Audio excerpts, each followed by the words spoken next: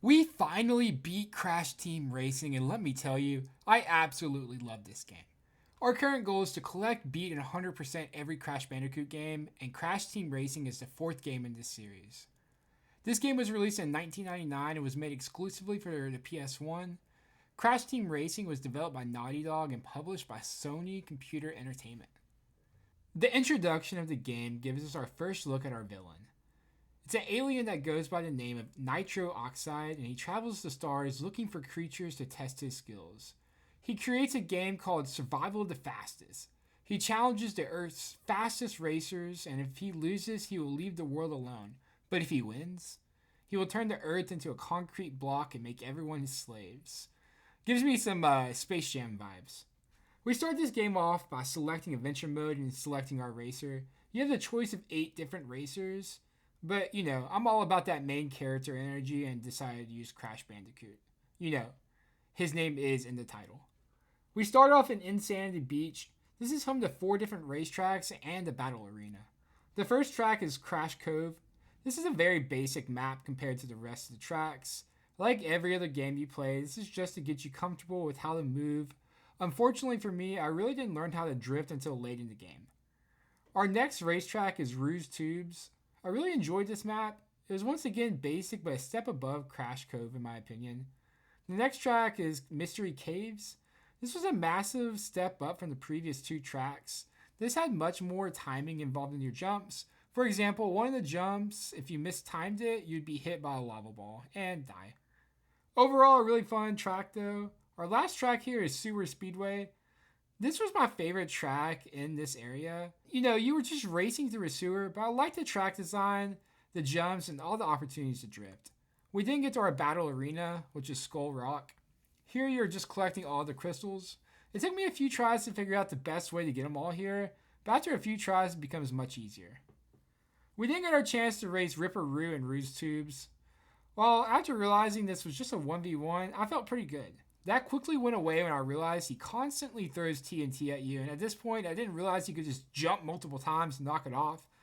This caused some confusion and made this race really frustrating. After defeating him, you're given a key to the next area. That key opens the door to the Lost Ruins, which is also home to 4 different racetracks and 1 battle arena. The first race was Coco Park. I don't know which map it made me think of, but it gave me like a Mario Kart vibe to me. I just can't remember which one. Nothing crazy happens in this track, just more about speed and timing your drifts. The next track is Tiger Temple. This one was cool to me. If you had a good item, for example, the Aku Aku mask, you can activate it and run through the shortcut that gives you a massive lead over everyone else. The next track is Papu's Pyramid. This is where I really learned to master my movement and drifting. With the insane amount of crowded turns, it made movement much more important. I did really struggle initially with this track though. One of the more unique racetracks in my opinion. The last track we have here is Dingo Canyon. I'm not really sure, but this was one of my least liked tracks. In theory, the design and concept was super good, but for some reason the CPUs would always beat me here no matter how perfect I raced. Our battle arena here is Rampage Ruins. This is just another track gathering crystals. Like the previous time, it took me a few tries to figure out the best route, but after those tries, it becomes very simple. We then return to Papu's Pyramid where we race against Papu himself. Something I find unique in this game is how they return people from all 3 original games. Just like Ripper Roo, he does throw beakers at you to try and slow you down. This also took me a few attempts to complete. After defeating him, you're given the key to the next area. Our third area is Glacier Park. Something I think is cool about this game is the movement in between the racetracks. You actually get to stay in the car and drive to each track, something that I think is really cool. Our first track here is Blizzard Bluff. This is a completely new style map. As you can assume, most of the tracks here are going to be cold considering the Glacier Park landmark. This has some really cool jumps, a fun track, and opportunity to race on ice. Super fun racetrack in my opinion. The next track here is Dragon Mines. I have mixed emotions about this one. I struggled greatly on it for some reason. The minecarts would sometimes just come out of nowhere and knock you out. Super cool design though. Our next track is Polar Pass, another ice level. This has some crazy turns and fun jumps. This is a track you really have to lock into or it will mess you up. We then pivot to Tiny Arena. Gosh, this is probably the longest track in the game. Timing is incredibly crucial here due to the constant mud that will decelerate you. I also have mixed reviews about this one. Every time I would almost get to the finish line, I would just get hit by an item and drop from, being in first place to fifth place. Besides that, I thought the design and track was cool. Our battle arena here is Rocky Road. I thought this one was the easiest of the arenas, but that could be due to the repetition of the previous ones. We then returned to Dragon Mines for a rematch against Komodo Joe. Like the previous two, he would try to throw items at you to throw you off. He will throw TNT, but he would also throw nitro boxes at you. This took less attempts compared to our previous ones. I assume just due to progression and learning how to play a game. After defeating him, you're given the key to the final area. Our final area here is Citadel City. Our first racetrack is InGen Labs. I thought this one was one of the more unique designs. It had a ton of different obstacles and a bunch of different styles throughout the track. Our next track is Cortex Castle. I really despised this one. Like Tiny Arena, for some reason, right before the finish line, a random item would always knock me out. Our next track is Hot Air Skyway. This is a Rainbow Road racetrack for Crash Team Racing. A super easy map to fall off on and way up in the sky. The last track is my favorite, and that is Oxide Station. Easily the coolest design, coolest jumps, coolest turbos. Everything about this map is perfect. Our battle arena here is Nitro Court.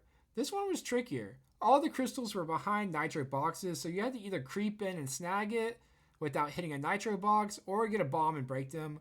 Overall, a pretty cool addition for the last battle arena. We then returned to Hot Air Skyway to race against my favorite Crash villain, Pinstripe. He shoots out constant bombs towards you. This makes it very difficult to race. It took me multiple attempts to defeat him, but after you defeat him, you get to have your first race against Nitro Oxide. After getting our first shot at Nitro Oxide at the Oxide Station, it was pretty good. Not only was this my favorite track, it was my best track. Nitro would throw everything under the sun at you to try and slow you down, but since this was my best track, he wasn't to any prevail. I was easily able to beat him. After defeating him, he tells you to come back after defeating all the time trials for the final race. Each track has an individual time trial and token.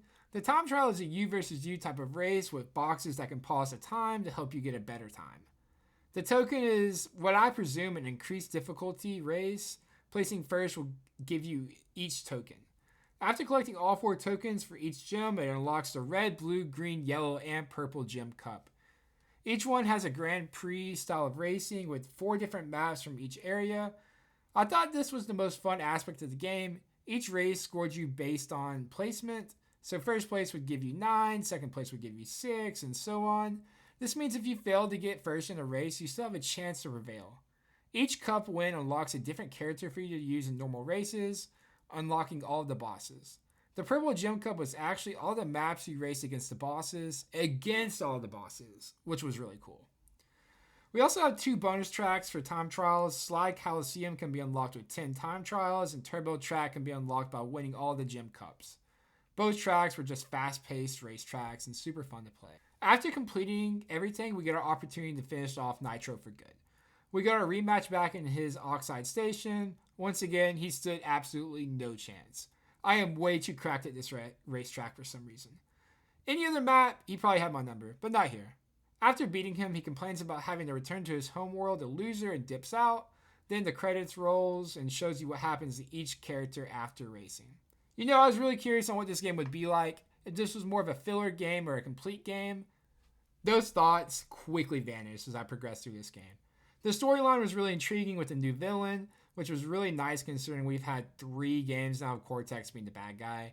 I thought it was unique that you had the opportunity to play the story out with 8 different characters.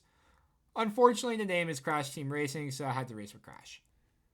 It was really neat to see all of the original bad guys back in the game as each area's boss. Also, like I stated earlier, I love how you stay in your race car for the full game. Driving to each level was super unique to other racing games I've played in the past.